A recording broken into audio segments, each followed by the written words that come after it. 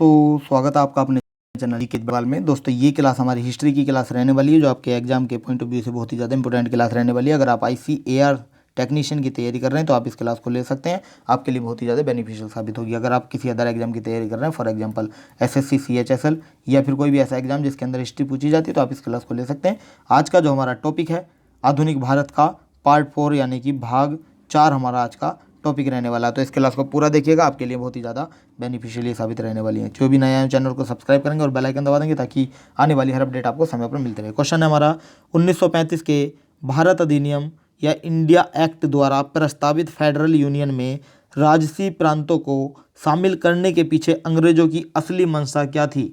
देखिए असली मंशा जो थी वो क्या थी, शामिल करना वो थी राष्ट्रवादी नेताओं के साम्राज्यवाद विरोधी सिद्धांतों को व्यर्थ करने के लिए राजाओं का इस्तेमाल करना। ऑप्शन नंबर यहाँ डी आपका बिल्कुल राइट आंसर हो जाएगा। Option number D is the right answer. चलिए नेक्स्ट चलते हैं। नेक्स्ट क्वेश्चन हमारा है ब्रिटिश इंडिया के निम्नलिखित में से किस एक अधिनियम के सामूहिक कार्य चालन के स्थान पर विभाग या विभागीय पद्धति द्वारा वायसराय की कार्यकारी परिषद पर उनके प्राधिकार को और बल प्रदान किया। किसने? ये बता इंडियन काउंसिल एक्ट 1861 के तहत, यानी कि ऑप्शन नंबर ए आपका यहाँ बिल्कुल राइट आंसर हो जाएगा। चलिए अगले क्वेश्चन पे चलते हैं। अगला क्वेश्चन आपको मिलान करना है सूची का, मिलान कीजिएगा। चलिए देखिए इसमें क्या क्या दिया है। भारत के उपनिवेशीय सरकार के अधिनियम दिए हैं और उसके प्रावधान दिए हैं। तो चलिए क्लास को क्वेश्चन को सोल्व करते हैं। देखिए चार्टर एक्ट 1813 किसमें है? ये हमारा है किसमें? भारत में कंपनी का व्यापार एकाधिकार समाप्त कर देने में, यानी कि इसका पहले का हो जाएगा दूसरा, यानी कि ए का लगाएंगे हम 2, ए का 2 इस तरह याद रख लेंगे। चलिए रेगुलेटिंग एक्ट 1773 किसका है?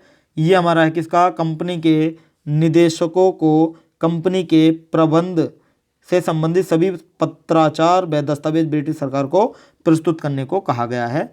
रेगुलेटिंग एक्ट 1773 के अंदर ध्यान रखेंगे। बी का हो जाएगा चौथा, तो बी का हो जाएगा हमारा 4।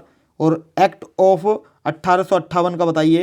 एक्ट ऑफ 1858 का हो जाएगा हमारा क्या? शासन का अधिकार ईस्ट इंडिया कंपनी के ब्रिटिश क्राउन को हस्तांतरित करना। इसका तीसरा हो जाएगा, तो सी का हमारा तीसरा होगा। और डी का हमारा बचा हुआ हो जाएगा पिट्स इंडिया एक्ट 1784 का हो जाएगा हमारा क्या? पहला। भारत के ईस्ट इंडिया कंपनी के कार्यों को पूरी तरह विनियमित करने के लिए ब्रिटेन के बोर्ड ऑफ कंट्रोल स्थापित करना, इसका चौथा हो जाएगा। यानी कि 2 4 इसका पहला हो जाएगा। 2 4 3 1 हमें लगाना है। 2 4 3 1 कहाँ पर मिलेगा? 2 4 3 1 यानी कि ऑप्शन नंबर यहाँ हमारा ऑप्शन नंबर ए ही आपका राइट आंसर हो जाएगा। Option number A is the right answer. चलिए नेक्स्ट चलते हैं। देखिए नेक्स्ट क्वेश्चन हमारा है भारत के विभाजन को टालने की अंतिम अवसर समाप्त हो गया था कब?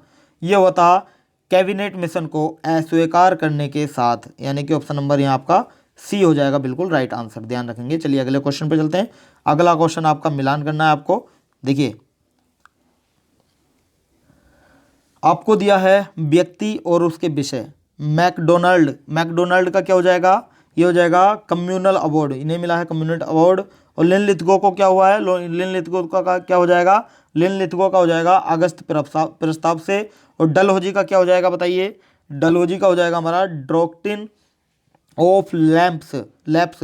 और चैम्स्फोर्ड का हमारा क्या हो जाएगा? ये हो जाएगा डाइऑर्की, यानी कि पहले का हमारा हो जाएगा, पहले का हो जाएगा दूसरा, पहले का दूसरा हो जाएगा लिनलिथगो, यानी कि दूसरे का तीसरा हो जाएगा।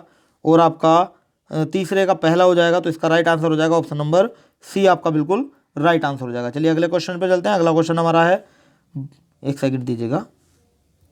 हाँ, भारतीय राष्ट्रीय कांग्रेस के बारे में निम्नलिखित कथनों पर आपको विचार करना। देखिए आपको बताना है कि कौन कौन से कथन आपके बिल्कुल सही हैं। सरोजिनी नायडू कांग्रेस की अध्यक्ष होने वाली प्रथम महिला है, गलत है। CR दास ने जब कांग्रेस अध्यक्ष के रूप में कार्य किया तो वे जेल में थे, ये सही है। एलन ऑक्टोबिन ह्यूम यानी कि AO ह्यूम प्रथम ब्रिटिश नागरिक थे जो कांग्रेस अध्यक्ष बने, ये आपका गलत है। और ये है अल्फ्रेड वेव 1894 में कांग्रेस के अध्यक्ष थे, बिल्कुल सही है। तो इसका राइट आंसर हो जाएगा ऑप्शन नंबर बी आपका बिल्कुल राइट आंसर हो जाएगा। ध्यान रखेंगे। ये फिर अगले पर चलते हैं। चलिए अगले क्वेश्चन पर चलते हैं। अगला क्वेश्चन हमारा है 1935 के भारत सरकार अधिनियम की कौन सी एक विशेषता नहीं थी। कौन सी विशेषता नहीं थी? केंद्र के साथ ही राज्यों के द्वैध शासन वाली ये विशेषता नहीं थी। ऑप्शन नंबर ए आपका बिल्कुल राइट आंसर हो जाएगा। चलिए नेक्स्ट चलते हैं। नेक्स्ट है, भारत में ब्रिटेन के सभी संवैधानिक प्रयोगों में सबसे कम समय चला, क्या चला? सबसे कम समय तक चला था इंडियन काउंसिल एक्ट 1909, यानी कि 1909 का इंडियन काउंसिल एक्ट चला था। ऑप्शन नंबर सी आपका बिल्कुल राइट आंसर हो जाएगा। चलिए अगले क्वेश्चन पे चलते हैं। अगला क्वेश्चन है, देखिए अगला है, इसका प्रस्ताव मई में आया, इसमें अभी भी भारत को विभाजन मुक्त रखने की आकांक्षा थी, जिसका ब्रिटिश प्रांतों से मिलकर बने एक संघीय राज्य का स्वरूप होना था। उपरोक्त उदाहरण का संबंध है क्या है? बताइए, उपरोक्त उदाहरण का क्या संबंध है, ये आपको बताना है। ये जो है ये किसका संबंध है? ये हमारा है कैबिनेट मिशन से। किससे? कैबिनेट मिशन से। ऑप्शन नंबर डी आपका बिल्कुल राइट आंसर हो जाएगा। चलिए नेक्स्ट चलते हैं। नेक्स्ट है, उस समय जब नेपोलियन की शक्ति के सामने यूरोप में साम्राज्य धराशायी हो रहे थे, तो किस एक गवर्नर जनरल ने भारत में ब्रिटिश पताका फहराई रखी थी? बताइए किसने रखी थी? ये थी लॉर्ड हेस्टिंग ने फहरा रखी थी। ऑप्शन नंबर डी आपका बिल्कुल राइट आंसर हो जाएगा। चलिए अगले क्वेश्चन पे चलते हैं। अगला है, कांग्रेस के निम्नलिखित नेताओं में से कौन एक कैबिनेट मिशन योजना के पक्ष में पूरी तरह से था? कौन था? ये थे हमारा सरदार पटेल, यानी कि सरदार वल्लभ भाई पटेल। ऑप्शन नंबर सी आपका बिल्कुल राइट आंसर हो जाएगा। चलिए अब कुछ पुस्तकें हैं और उनके लेखक हैं, आपको बताना है कि कौन सी पुस्तक किस लेखक ने लिखी है। देखिए, the first Indian war of independence किसने लिखी है? ये लिखी है विनायक दामोदर दास सावरकर ने। और आनंद मठ किसने लिखी है? आनंद मठ लिखी है बंकिम चंद्र चटर्जी ने। लाइफ डिवाइन किसने लिखी है? लाइफ डिवाइन लिखी है हमारी श्री अरविंद ने। और साधना लिखी है रविंद्रनाथ टैगोर ने। साधना लिखी है, ध्यान रखेंगे। तो इसका राइट आंसर हो जाएगा आपका क्या? इसका राइट आंसर हो जाएगा आपका ऑप्शन नंबर ए आपका बिल्कुल राइट आंसर हो जाएगा। Option number A is the right answer. चलिए नेक्स्ट चलते हैं। नेक्स्ट क्वेश्चन हमारा है, मिलान आपको करना है और बताना कौन सा सही सुमेलित है। थियोडोर बैक का बताएंगे। देखिए युग्म में कौन सा सही सुमेलित है आपको बताना। देखिए थियोडोर बैक का बताएंगे क्या होगा। देखिए थियोडोर बैक का सही होगा मोहम्मदन एंग्लो ओरिएंटल कॉलेज। और इल्बर्ट बिल का बताएंगे। इल्बर्ट बिल का भी बिल्कुल आपका राइट होगा। रिपन से है। फिरोज शाह मेहता भारतीय राष्ट्रीय कांग्रेस से हैं। बरूद्दीन तैयब जी मुस्लिम लीग से नहीं है, यानी कि ऑप्शन नंबर इसका 4 गलत हो जाएगा। पहला दूसरा तीसरा सही हो जाएगा, यानी कि ऑप्शन नंबर डी आपका बिल्कुल राइट आंसर हो जाएगा। चलिए नेक्स्ट है, निम्नलिखित में से सही कालानुक्रम क्या है? बताइए सही कालानुक्रम क्या है इनमें से, ये आपको बताना है। देखिए पहला तो हो जाएगा इसके अंदर मैकाले का मिनट ऑफ एजुकेशन। और दूसरा हमारा इसमें क्या हो जाएगा? दूसरा हो जाएगा हमारा उसके बाद का वुड का एजुकेशन डिस्पैच। और तीसरा हमारा इसमें क्या होगा? देखिए तीसरा हमारा होगा कौन सा? हंटर रिपोर्ट, यानी कि चौथा इसका हो जाएगा। बाकी बचा हमारा तीसरा 2143 ऑप्शन नंबर ए आपका बिल्कुल राइट आंसर हो जाएगा। चलिए अगले क्वेश्चन पे चलते हैं। अगला क्वेश्चन है, निम्नलिखित में से किसने सोम प्रकाश नामक समाचार पत्र शुरू किया? दयानंद सरस्वती, ईश्वर चंद्र विद्यासागर, राम मोहन राय या सुरेंद्र नाथ बनर्जी। किसने किया था सोम प्रकाश नामक समाचार पत्र की शुरुआत? किसने की थी? ये ईश्वर चंद्र विद्यासागर ने की थी। ऑप्शन नंबर बी आपका बिल्कुल राइट आंसर हो जाएगा।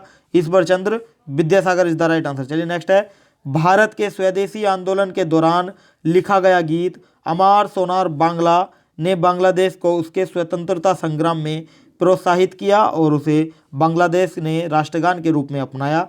यह गीत किसने लिखा था? यह गीत लिखा था हमारे रविंद्रनाथ टैगोर जी ने। ऑप्शन नंबर डी आपका राइट आंसर हो जाएगा। Rabindranath Tagore is the right answer. चलिए नेक्स्ट चलते हैं। नेक्स्ट है, लॉर्ड मैकाले संबंधित है किससे? लॉर्ड मैकाले किससे संबंधित है? ये अंग्रेजी शिक्षा से संबंधित है Lord Macaulay. Option number C आपका राइट आंसर हो जाएगा। चलिए नेक्स्ट है, निम्नलिखित में से किसने सुबह आज़ादी नामक कविता लिखी? सुबह आज़ादी नामक कविता किसने लिखी थी? ये सुबह आज़ादी नामक कविता फैज अहमद फैज ने लिखी थी। किसने? फैज अहमद फैज ने। ऑप्शन नंबर बी आपका राइट आंसर हो जाएगा। अगला क्वेश्चन हमारा है, निम्नलिखित में से कौन सा एक जर्नल अबुल कलाम आज़ाद द्वारा प्रकाशित है? कौन सा जर्नल है अबुल कलाम आज़ाद द्वारा प्रकाशित?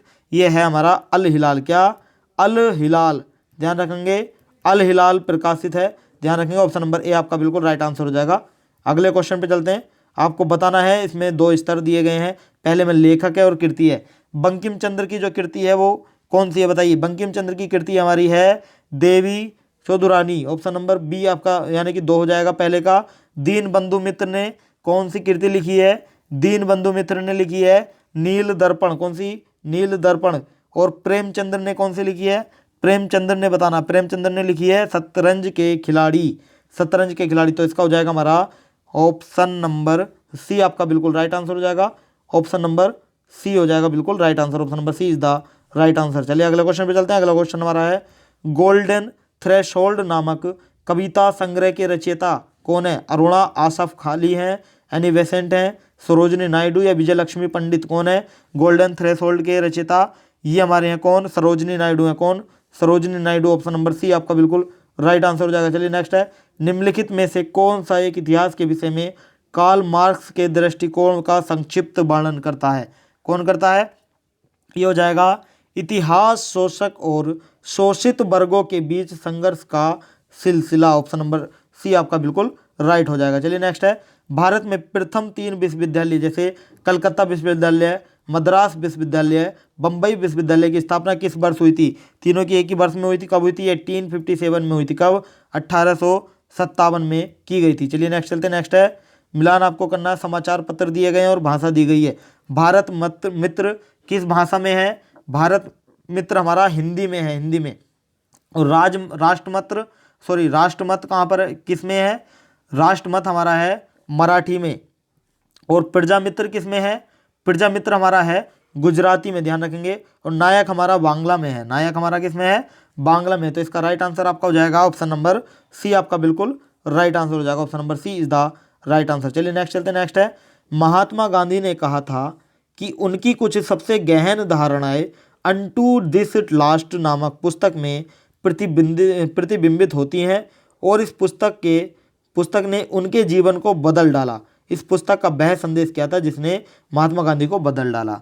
देखिए वो संदेश था व्यक्ति का जीवन सबके कल्याण में निहित है। ये इसका जो संदेश था ये था व्यक्ति का जीवन सबके कल्याण में निहित है। ऑप्शन नंबर बी आपका यहाँ राइट आंसर हो जाएगा। देखिए आज का सेशन हमारा यहीं समाप्त होता है। आपको हमारी वीडियो कैसी लगी हमें कमेंट करके बताएं। वीडियो अच्छी लगी तो वीडियो को लाइक करें और चैनल को सब्सक्राइब कर लें। और सब्सक्राइब करने के साथ साथ बेल आइकन दबा दें ताकि आने वाली हर अपडेट आपको समय पर मिलती रहे। इन 25 में से आपका कितना स्कोर रहा ये भी हमें बताएं।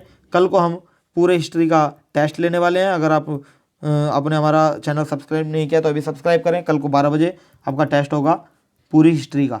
तो चलिए क्लास को यहीं समाप्त करते हैं, फिर मिलते हैं कल को टेस्ट में। So thank you so much.